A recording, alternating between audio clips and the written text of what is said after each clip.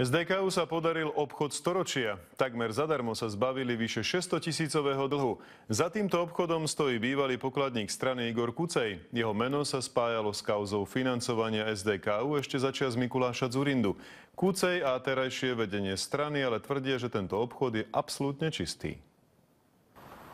Táto zmluva by sa dala považovať za husársky kúsok financmajstrov z SDKU. Podarilo sa im totiž takmer zadarmo zmazať 618-tisícový dlh. V prapočiatku súčasného obchodu bol podvod. Spáchala ho bývalá účtovníčka SDKU Eva Lilková. Tá strane za niekoľko rokov ukradla vyše 600 000 eur. Ku všetkému sa priznala a už 2 roky sedí v base. A pani Lilkovej sa naozaj nechcete aspoň jedným slovom k tomu vyjadriť?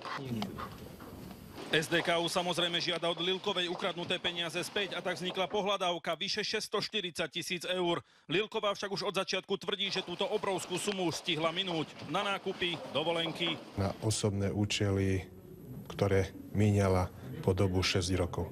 Otázkou teda je, kto by za takúto bezcennú pohľadávku vysolil 618 000 eur. No, taký človek sa našiel a je ním bývalý pokladník SDKU Igor Kucej. A urobili to kráľovský. Kucejovi SDKU dlžila 618 000 eur, ktoré jeho firma strane požičala. Podľa zmluvy sa Kucej rozhodol, jednoducho povedané, odpustiť strane dlh a za to dostal do ruky pohľadávku, ktorú dokáže vymôcť snáď iba kúzelník. Podľa SDKU to navrhol samotný Kucej ako nejaké vyrovnanie sa so stranou. Pán Kucej sa rozhodol pri odchode z funkcií, že chce odísť čistým štítom a chce voči strane a chce zarovnať pohľadávky a záväzky, ktoré tu povznikali. Strane tak z nejakých pohnútok duše odpustil dlh človek, ktorého nové vedenie na čele s Pavlom Frešom vyhodilo. Samotný Kucej na tento obchod však reagoval šalamúnsky. Došlo k dohode oboch strán, to je dôležité. Dnes už som mimo funkcie a môžem robiť aj obchody, ktoré na prvý pohľad nemajú hodnotu. Pre mňa majú. Strana tvrdí, že obchod bol transparentný a kontrolovali ho aj audítori. Prečo sa však bývalý pokladník rozhodol prakticky vyhodiť z okna 618 000 eur,